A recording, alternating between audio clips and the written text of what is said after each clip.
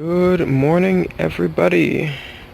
It's 6:25 and today I'm going to be changing this driver side CV joint on this Japanese Toyota Ipsum 98.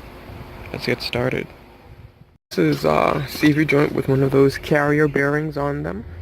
So I'm gonna jack up the vehicle nice and high to make it a little easier for me. So the first thing I'm gonna do is just jack it up a little bit with this regular floor jack.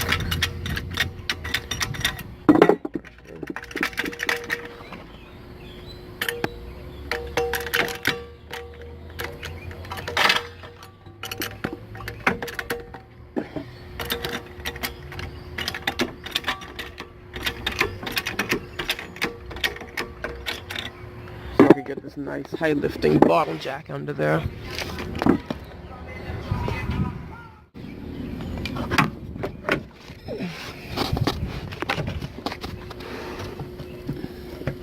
A little higher.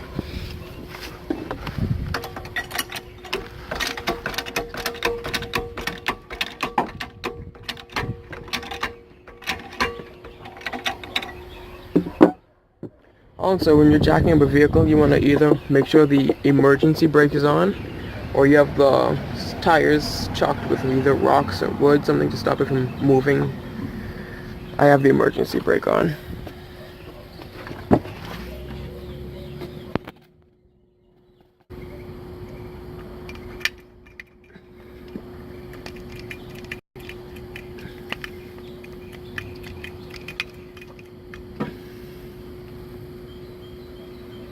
I don't really like where that's sitting. Yeah, I like that one more. I lost the handle for this jack, so I actually use my breaker bar as the handle.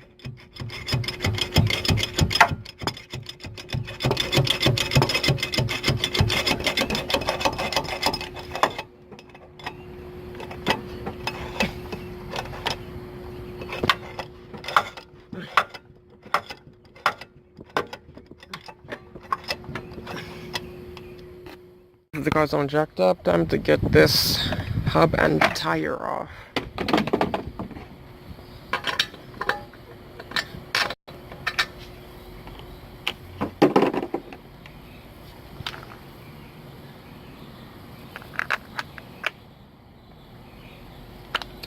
Vetomile, awesome thing.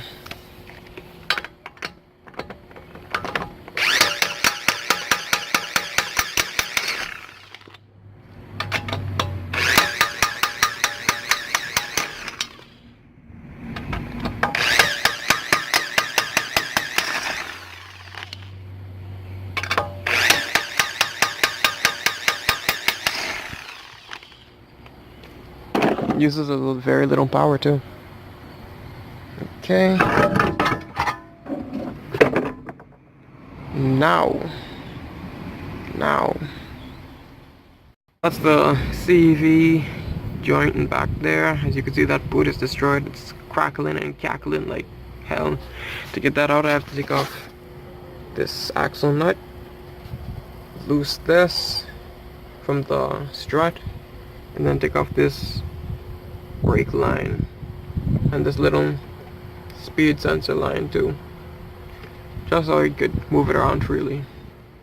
Oh, even though I'm going to be using my impact to take these off and put these little smaller bones back on, it's okay for you to use your impact to take these off, but not generally for you to put them back on, because the impact uses a lot of power and it strips those small bones very easily.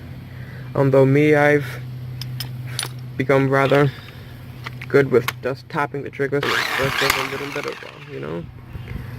So I'm gonna be doing it, but I wouldn't really advise you do it because you could strip those bones very easily. Plus, I do this a lot, so even if I do get it stripped, I have some spares in the back. Okay, 12mm time. Gotta love adapters.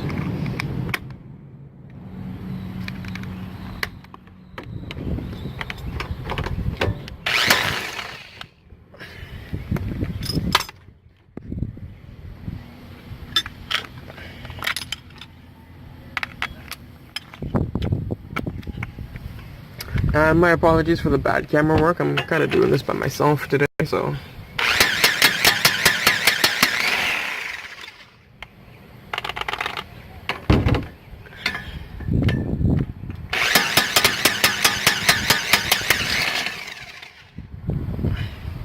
Also, when you're putting everything back together, you might want to use a little bit of WD-40, or even better, light grease. Do a light greasing, so that when everything comes off, it comes off nice and smooth. Off. Just a little piece on each side.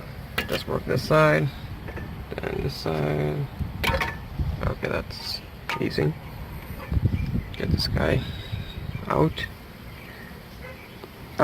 Before I try to take that off, let me get this pulled. Now, okay. I don't really have a stand right now, at least I don't want to bring it out due to technical difficulties. Let me see if I can just kind of balance this somewhere.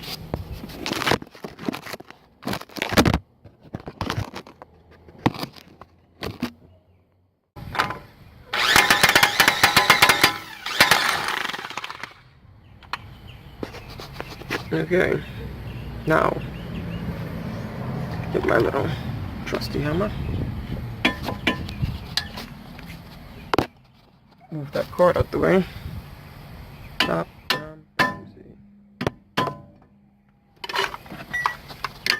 Flathead screwdriver.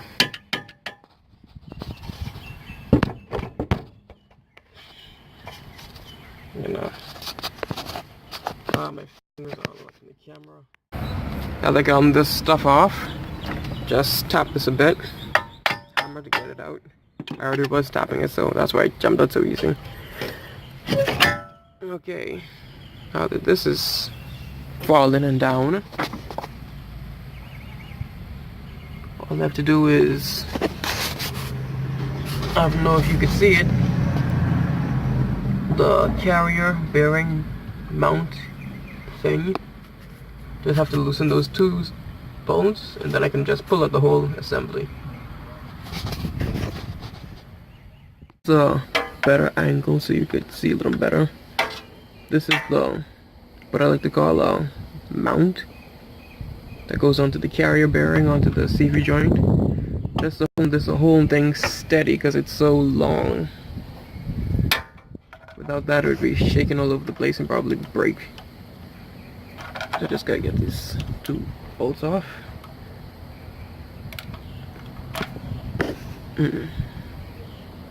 Little tougher than it looks.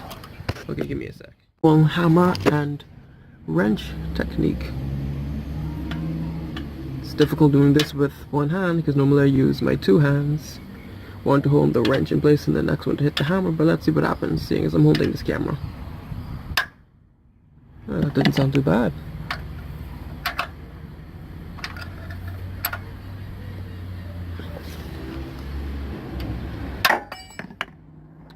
Yeah, that was bad. It's still stuck on there. Hell with it.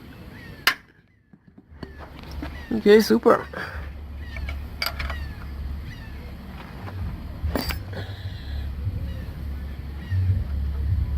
One more, but I'm not going to be able to hold the camera to show you that, so I'm going to have to just take that off real quick.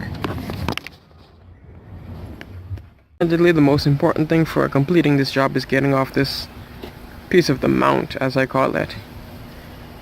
Now, before you start banging on this or pressing it to get it out, you'll see that there's a little ring inside there. I'm not sure if you could see the gap, but it's right there. You just got to get a flat screwdriver and work it out. Carefully, don't break it. Particularly difficult. What I had to do is, after getting it, prying it out a little bit, right on that edge, now I'm going to try work it up. But this was actually very hard. I haven't started working without you guys. So what I have now is these two blocks here, and I'm just using a maul to knock it out.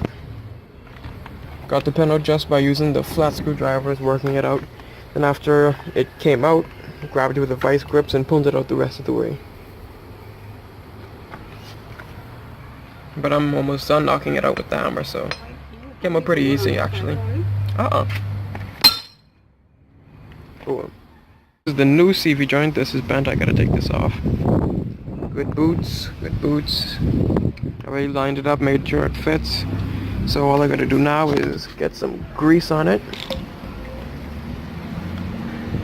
Personally, I prefer the high temperature grease, the marine grease, or the high temperature marine grease. It's a personal preference.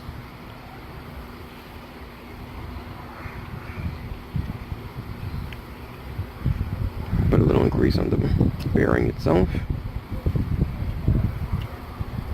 And now, some for the mount, just to help this get in there easy.